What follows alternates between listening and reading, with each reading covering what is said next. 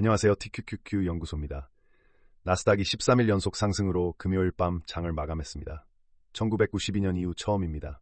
34년 만의 일입니다. 10거래일 전만 해도 RSI가 과매도 구간에 있던 같은 지수가 지금은 74.5에 찍혀 있습니다. 과매도에서 과매수까지 단 11일. 1980년대 이후 데이터로 가장 빠른 반전 속도입니다. 그 사이에 어젯밤 기름값이 하루 만에 11% 내려앉았고 호르무즈 해협이 다시 열렸다는 이란 외무부의 한마디가 방아쇠가 됐습니다. 그런데 바로 같은 시각 월스트리트 저널은 케이플러 선박 추적 데이터를 보면 호르무즈는 사실상 아직 닫혀 있다고 썼습니다. 시장은 그걸 무시했습니다. 그리고 페드의 두 인사가 한 목소리로 경고했습니다. 이번 에너지 쇼크는 간과할 수 없다고. 오늘 끝까지 들으시면 왜 시장이 페드의 경고를 무시하고 랠리했는지, 지금 이 괴리가 어디로 향하고 있는지 아시게 됩니다. 어젯밤 TQQQ 들고 계신 분들 계좌 확인하셨습니까? 하루 플러스 3.83%입니다.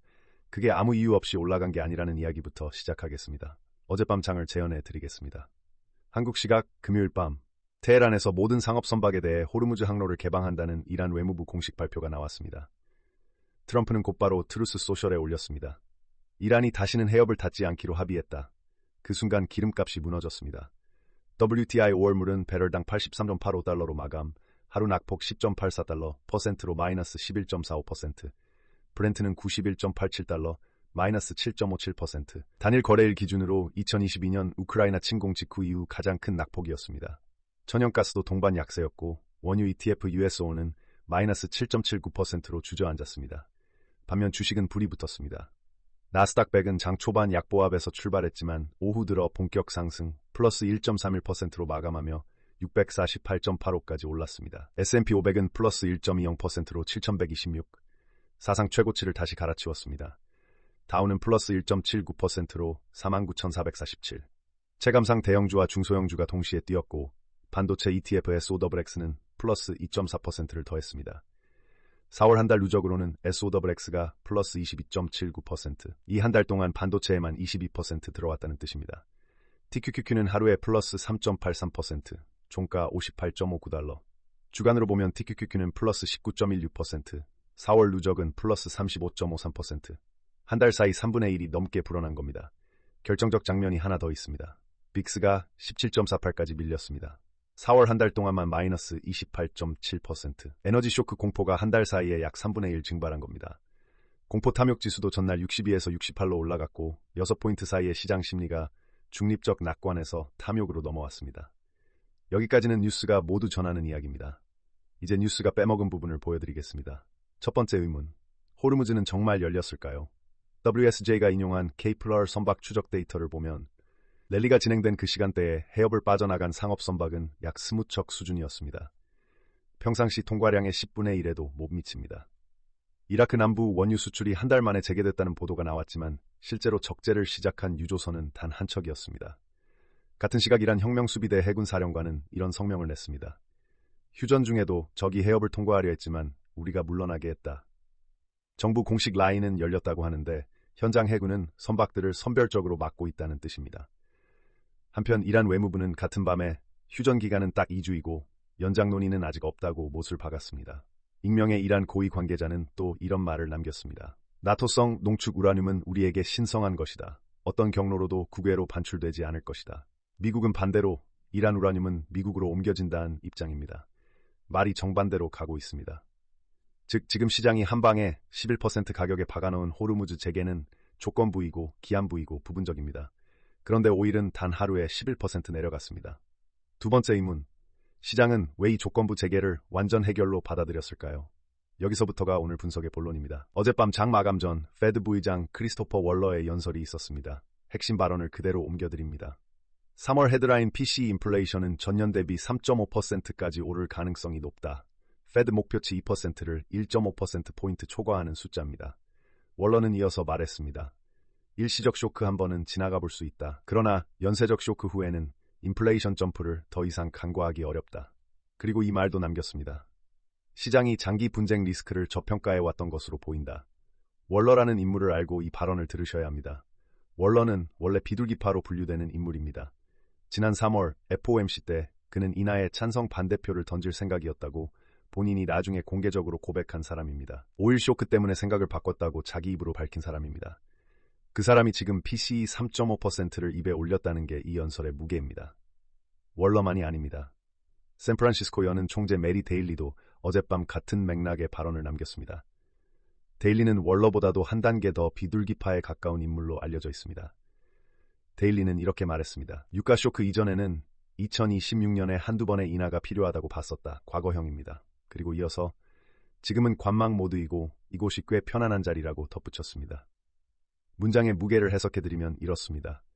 페드 안에서 인하를 옹호하던 진영이 일단 멈춰로 이동했다는 뜻입니다. 이번 주 초까지만 해도 페드펀드 선물 시장은 2026년에 두 번의 인하를 가격에 반영하고 있었습니다. 어제 기준으로 한 번으로 줄어들었습니다. FOMC 참가자들의 점도표 중위값도 한 번입니다. 즉, 인하 기대는 절반이 사라졌습니다. 2년물과 10년물 금리 움직임도 같은 스토리를 말합니다. 미국 10년물 금리는 4.25%, 하루 만에 마이너스 1.46%로 빠지긴 했는데 이건 인하 기대 때문이 아니라 경기 둔화 우려가 섞인 방어적 매수입니다. 달러 인덱스 DXY는 98.23에서 거의 움직이지 않았습니다. 채권 시장은 페드의 경고를 신중하게 읽고 있다는 뜻이고 반면 주식 시장은 그걸 무시하고 달렸다는 뜻입니다. 그런데도 주식은 올랐습니다. 하루에 TQQQ 플러스 3.83%. 이게 어제 장 전체를 관통하는 모순입니다. 세 번째 의문. 그럼 주식은 뭘 보고 올랐을까요? 답은 두 가지입니다. 유동성 쏠림과 AI 실적 시즌입니다. 어제 하루 상승 주도주를 보시면 이야기가 단순해집니다. 엔비디아 플러스 1.68%, 종가 201.68달러, 시총 4조 9천억 달러를 회복했습니다. 주간으로는 플러스 6.92%입니다. 마이크로소프트는 주간 플러스 14%, 4월 누적으로도 플러스 14.46%, 메타는 주간 플러스 9.32%, 4월 누적 플러스 18.87%, 아마존은 주간 플러스 5.11%, 4월 누적 플러스 18.99%, 테슬라는 주간 플러스 14.81%, AMD는 4월 누적 무려 플러스 32.43%, 7대장 전부가 이번 달에 두 자릿수 수익을 기록한 드문 구간입니다. 돈이 특정 섹터가 아니라 나스닥 전체로 쏠렸다는 뜻입니다. 시장 참가자들의 계산은 이렇습니다. 페드가 인하를 한 번으로 줄여도 AI 기업들의 실적 성장률이 멀티플을 지탱한다. 특히 월런은 어젯밤 연설에서 이렇게 말했습니다. 나는 AI 낙관론자다. 새로운 기회를 만들 것이다. 통화정책 쪽에서는 매파로 기울었으면서 AI 구조 변화에 대해선 긍정적입니다. 트레이더들은 이 부분만 따로 떼어내서 페드가 AI 자본 사이클에 걸림돌이 되지 않겠다는 메시지로 해석했습니다. 그리고 CFTC 포지셔닝 데이터에서 주간 기준 나스닥 선물 롱 포지션이 더 두꺼워진 게 확인됐습니다. 헤지펀드가 오히려 더 사들이고 있습니다. 빅스 17.48은 집단적 판정입니다. 이벤트 리스크가 사라졌다는 4월 초 호르무즈 긴장이 고조됐을 때 빅스가 30 가까이 튀었던 걸 기억하시면 지금은 그 공포의 3분의 1 정도만 남은 겁니다. 네 번째 의문, 13일 연속 상승의 역사적 의미를 따져보겠습니다. 나스닥이 13거래일 이상 연속 상승을 기록한 건 수십 년 만에 보기 드문 일입니다. 과거 이 정도 장기 연승 직후에는 대체로 단기 조정이 왔지만 1년 뒤에는 플러스였던 경우가 대부분이었습니다. 장기로는 위로 가는 패턴이지만 단기 1에서 2주 안에 한 번은 꺾였다는 뜻이기도 합니다. 2021년 10일 연속 상승 이후에도 2주 안에 마이너스 3% 조정이 왔습니다. 지금 이번 주와 다음 주가 그 조정 구간에 가까울 수 있다는 뜻입니다. 4월 한 달 동안 QQQ는 플러스 11.0%, TQQQ는 플러스 35.53%를 먹었습니다. 돈이 많이 올라간 포지션일수록 단기 차익 실현 욕구가 커지는 게 자연스럽습니다. 여기서 커뮤니티 반응을 가져와 보겠습니다. Reddit are investing에는 어제 이란 휴전은 이미 해결된 것처럼 가격에 박혀 있지만 실제로는 해결된 게 아니다라는 제목의 글이 올라왔고 댓글 수백 개가 2주 안에 다시 뜨거워진다는 의견과 트럼프가 협상 끌고 갈 거다는 의견으로 갈렸습니다. Rstocks에는 왜 시장은 무기한 미군 봉쇄를 이렇게 긍정적으로 받아들이냐는 질문이 올라왔고 가장 많은 추천을 받은 답변은 봉쇄 자체가 장기 인플레이션 리스크라는 걸 시장이 아직 계산에 안 넣고 있다였습니다. 한국 커뮤니티 쪽에서는 오르는 이유가 명확하지 않은 상승이라는 진단이 반복적으로 올라오고 있고 일부 투자자는 이 상승분이 에너지 쇼크의 역풍을 미리 당겨 쓰는 구간이라고 평가합니다. 이 두 진영을 한 문장으로 요약하면 이렇습니다. 기관은 사고, 커뮤니티는 의심한다. 그 둘 중 누가 맞는지는 다음 2주 안에 드러납니다. 다섯 번째로 어제 숨어있던 중요한 뉴스 하나를 짚고 가겠습니다. 메타가 2026년 5월 대규모 구조조정을 단행하고 하반기에 추가 감원이 이어진다는 보도가 어제 저녁 돌았습니다. 메타 주가는 그 뉴스에도 플러스 1.73%로 688.5에 마감했습니다. 감원 뉴스의 주가가 오른 이유는 단순합니다. AI 자본 지출을 늘리는 기업들이 인건비 절감으로 마진을 방어한다는 기대가 있기 때문입니다. 그런데 이걸 거시 관점에서 뒤집어 보면 이야기가 달라집니다. 월러는 어젯밤 같은 연설에서 이런 말도 남겼습니다. 고용시장의 브레이크 이븐 레이트가 거의 0에 가까워졌다. 브레이크 이븐 레이트라는 게 일자리가 늘지도 줄지도 않는 균형 수준이라는 뜻인데 지금 그게 거의 제로라는 말은 신규 채용이 거의 없는 얼어붙은 고용시장이라는 이야기입니다. 그 상태에서 빅테크가 추가 감원을 시작하면 고용 지표가 한 방향으로 기울어질 수 있습니다. 고용이 꺾이기 시작하면 페드는 인플레이션과 실업을 동시에 상대해야 하는 구간에 들어갑니다. 말은 안 하지만 월러와 데일리가 어젯밤 던진 신호의 속뜻이 이겁니다. 시장은 이 이중 리스크를 아직 가격에 반영하지 않고 있습니다. 그게 지금 13일 연승이 보여주는 이상한 낙관의 정체입니다. 자, 이제 실계좌로 돌아가겠습니다. 저희 TQQQ 연구소 계좌는 $10,000로 시작해서 현재 총평가 금액 18,994달러입니다. 약 플러스 8.9%입니다. 포지션은 롱 페이즈입니다. 이유는 간단합니다. QQQ 648.85가 200일선 597.57의 1% 위 604보다 8.58% 더 높고 100일선 609.83도 6.4% 위에서 달리고 있기 때문입니다. 즉 시스템은 지금 완전한 리스크 온 상태입니다. 지금 자리에서 롱이 유지되는 조건은 단순합니다. QQQ가 604 아래로 내려가지 않는 것입니다. 지금 위치에서 약 7% 하락 여유가 있는 셈입니다. 여기서 저희 전략이 어떤 성격인지 한번 짚고 가겠습니다. TQQQ 연구소는 페이지를 단 두 가지로만 나눕니다.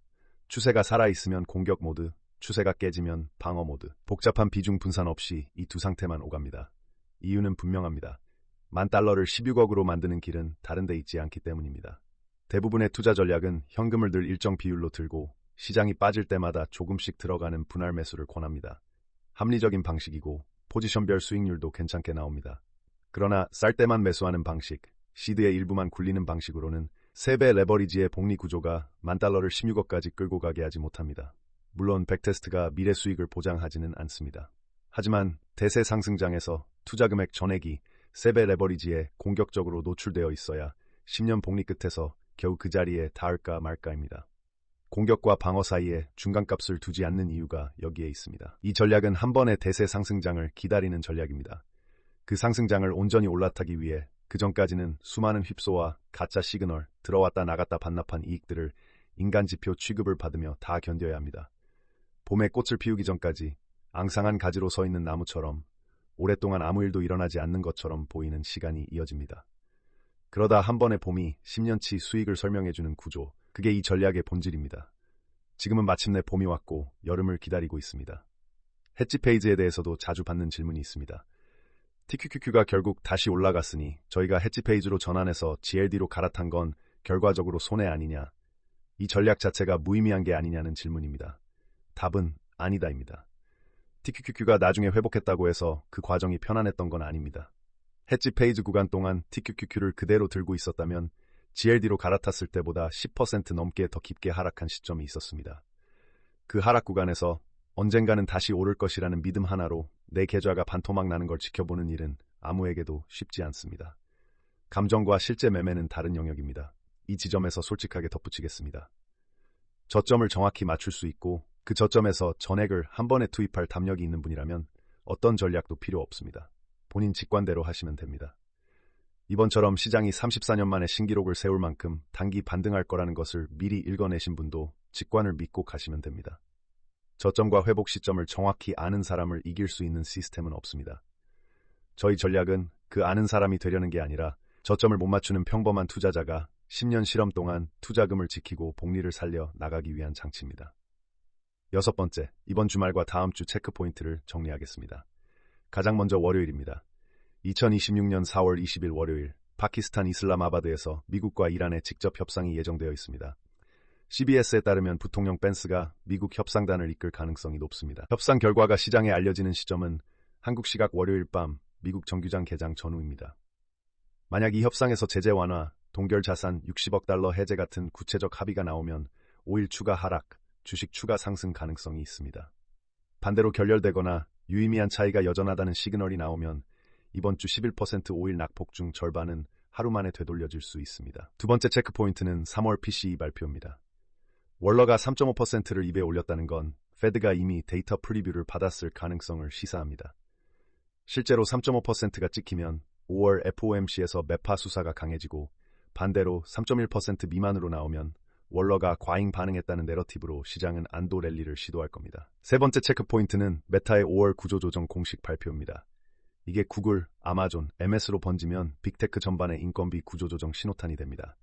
고용지표가 꺾이는 시점을 가늠할 수 있는 신호가 될 겁니다. 네 번째는 4월 20일부터 24일 사이의 미국 경제지표 주간입니다. 기존 컨센서스 대비 서프라이즈가 나오면 채권시장 변동성이 주식으로 번질 수 있습니다. 마지막 한 줄 요약입니다. 시장은 지금 세 다리 위에 올라가 있습니다. 호르무즈 체계, AI 실적, 그리고 유동성. 이 세 다리 중 한 다리라도 흔들리면 13일 연승은 멈춥니다. 가장 흔들릴 가능성이 큰 다리는 호르무즈입니다. 현실은 선언보다 느리게 움직이고 있고 K필러 데이터가 그걸 숫자로 보여주고 있습니다. 2주짜리 휴전이 연장되지 않으면 5월 초가 다음 변곡점입니다. 저희는 롱그 페이지를 유지하되 다음 주 월요일 이슬람아바드 협상 결과가 나오는 순간부터 계좌가 가장 민감하게 반응할 구간이라는 걸 기록해두겠습니다. 월러와 데일리의 발언 차이, K필러 선박 추적 데이터, 13일 연승의 역사적 확률, 메타 구조조정과 고용 브레이크 이븐 레이트의 연결, 이 네 축을 한 영상 안에 엮어 보여드리는 게 이 채널이 다른 채널과 다른 지점입니다. 다음 분석에서는 월요일 이슬람아바드 협상 결과를 가장 빠르게 해부해드리겠습니다. 구독 버튼을 눌러두시면 그 결과가 나오는 순간 알림으로 받아보실 수 있습니다. 저희는 감정이 아니라 데이터로 움직입니다. 주말 편하게 보내시고 월요일 밤 미국장 개장과 함께 다시 뵙겠습니다. 그리고 감사의 말씀 하나 전하겠습니다. 마스터 브라보님과 이원희님, 흥미르님께서 슈퍼땡스 후원을 해주셨습니다. 진심으로 감사드립니다. 앞으로도 좋은 정보 받아보실 수 있도록 최선을 다하겠습니다.